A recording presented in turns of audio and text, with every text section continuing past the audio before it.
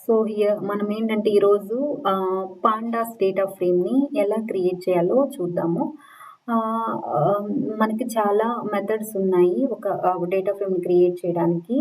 First మనము ఒక data ఫ్రేమ్‌ని create చేయాలి అంటే అది ఒక పాండాస్ మాడ్యూల్ అనేది అవసరం. So, we will need one pandas module to create any data frame. ఈరోజు మనము ఒక లిస్ట్‌ని యూజ్ చేసి డేటా ఫ్రేమ్‌ని ఎలా క్రియేట్ చేయాలో చూద్దాము. ఇది ఒక లిస్ట్. అప్పుడు ఆ లిస్ట్‌ని ఈ సింటాక్స్‌కి పాస్ చేస్తాము. pd.dataFrame ఆ డేటా ఫ్రేమ్ లిస్ట్‌కి పాస్ చేసినప్పుడు అది డేటా ఫ్రేమ్ అనేది క్రియేట్ అవుతుంది. ఓకే. తర్వాత creating the data frame using dictionary. Okay.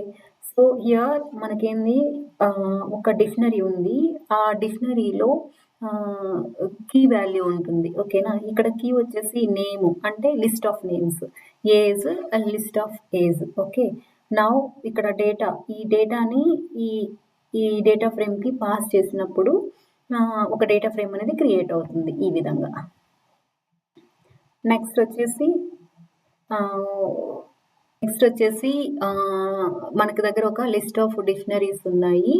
So, ఆ డిక్షనరీస్ కీ వచ్చేసి name, age, address, qualifications and నేమ్‌కి వచ్చేసి రెస్పెక్టివ్ వాల్యూస్ ఉంటాయి. ఏజ్‌కి వచ్చేసి రెస్పెక్టివ్ ఏజ్ ఉంటుంది. అడ్రస్ వచ్చేసి రెస్పెక్టివ్ అడ్రస్ ఉంటుంది. క్వాలిఫికేషన్ కూడా సేమ్ అలానే ఉంటుందనమాట. సో, మనం ఆ డేటాని ఈ pd.data ఫ్రేమ్‌కి పాస్ చేసినప్పుడు ఒక డేటా ఫ్రేమ్ అనేది క్రియేట్ అవుతుంది. ఇక్కడ మనకి రోస్‌ని సెలెక్ట్ చేయాలంటే ఒక సింటాక్స్ ఉంది. ఏంటది? డేటా ఫ్రేమ్ ఆఫ్ నేమ్ వచ్చేసి ఇక్కడ ఇది నేము, క్వాలిఫికేషన్స్. ఓకే. నేము, క్వాలిఫికేషన్స్. సో, మనము ఆ 2 కాలమ్ నేమ్స్ సెలెక్ట్ చేసుకోగానే సో, ఈ 2 వాల్యూస్ మాత్రమే ఎక్స్ట్రాక్ట్ చేస్తుంది డేటా ఫ్రేమ్ నుంచి.